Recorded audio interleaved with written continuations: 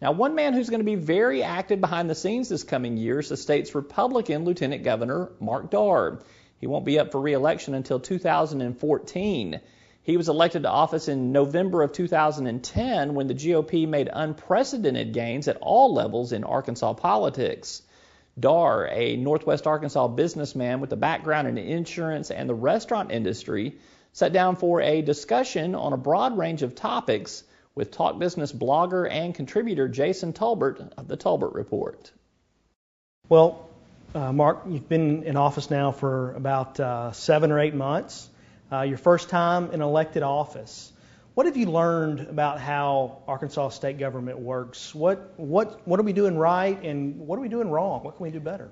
Well, I've had a great time in the little over 8 months that I've been in office, and it's been a humbling experience. But the biggest surprise actually was, during the campaign season, it seems like it's Democrats versus Republicans all the time, and that's really what I expected when I got here. And to be honest, very little of that has been going on, at least on the Senate side, and working with 35 senators, get along with everyone pretty well. And so probably the times that we disagree is probably 5% of the time, and that's what makes all the newspapers, the blogs, and everything like that. So that's actually been a pleasant surprise. What's right with state government? There's a lot of great employees who've been here forever, who know the system.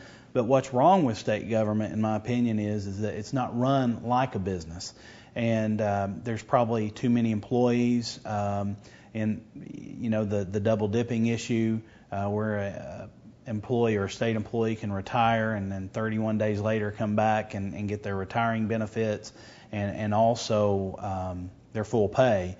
And so I think that if you ran it like a business and realize that the money you're spending is not your money, it's the taxpayers' money, I think that we would do things a little differently. Well, one of the things that's been in the news lately has been the lawsuit that you joined in on the federal health care bill.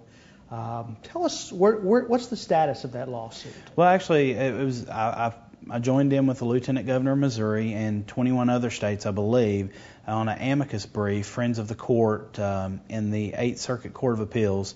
And as you saw in the news probably 2 to 3 weeks ago, the same thing in the 11th Circuit Court of Appeals basically overturned that portion of what's known as Obamacare. And so I heard news today that hopefully that'll be heard in the 8th Circuit Court of Appeals within the next 2 to 3 weeks, and I think we're going to see the same outcome in that. Some have criticized you getting involved in that, saying you don't really have proper standing to engage in that lawsuit. What's your response to that? Well, my response is that, one, it's not my job as the Lieutenant Governor to actually do that. It's the job of the Attorney General, who failed to do so, or the Governor. And both of those ignored the 70% of Arkansans who were in favor of joining that lawsuit. And so in that sense, I agree with them. But those 70% who aren't all Republicans, they're not all Democrats, they're not all Tea Party people. It's made up of a lot of people who really wanted their voices heard. And so I felt like as Lieutenant Governor, it was my duty to stand up for those people. The other big thing you talked about during your campaign was the online checkbook, and that was one of the big successes we saw that your office had during the previous legislative session. What's the status of that? When can we look forward to seeing that implemented? And what do you think that'll do to make state government run better? Well, I'm going to kind of answer those in reverse, if that's okay. What my hope would be is that, one, it's the taxpayers' money who we are spending. And so we need to be good stewards of that. So hopefully what that will do is allow people to get online, much like you can get on your bank account and see where your money's being spent. It'll hold your elected officials more accountable. When Big Brother's watching, we're going to be a little bit more careful with that money. And you're going to be able to see that July 1, 2012. And I just met with the Department of Finance and Administration probably about 3 weeks ago with Senator Dismang and people from my office. And luckily, they're ahead of schedule. And so my fingers are crossed that maybe we'll see that before 2000 or July 1, 2012. They want to get it implemented so that way on July 1 it's ready to go. All the bugs are worked out. And I'm also happy to say that they're way under budget in what they said that would take. Now, I'm going to keep my fingers crossed on that it stays that way. But it's looking very promising, and I think that we're going to be a good, mark for other states to look at and say, hey, we want to be more like Arkansas when it comes to that. Good to hear about something coming in under budget. That's kind of a rarity. So it's nice it is a rarity, and DF&A is really trying to watch their P's and Q's, do as much as they can in-house instead of hiring that out and giving out contracts, and I applaud their effort on that. Well, we find ourselves now coming up on the next election cycle, 2012. You've grown to be one of the real leaders of the Republican Party, one of the highest elected officials in the Republican Party in the state. What role do you see yourself playing during that cycle, and how do you see that playing out, the 2012 cycle playing out? Well, the good thing with me right now, I don't have an election on myself, and so I can be a cheerleader, and I can be a ground troop for those people who are running for office who I share the same convictions and beliefs with.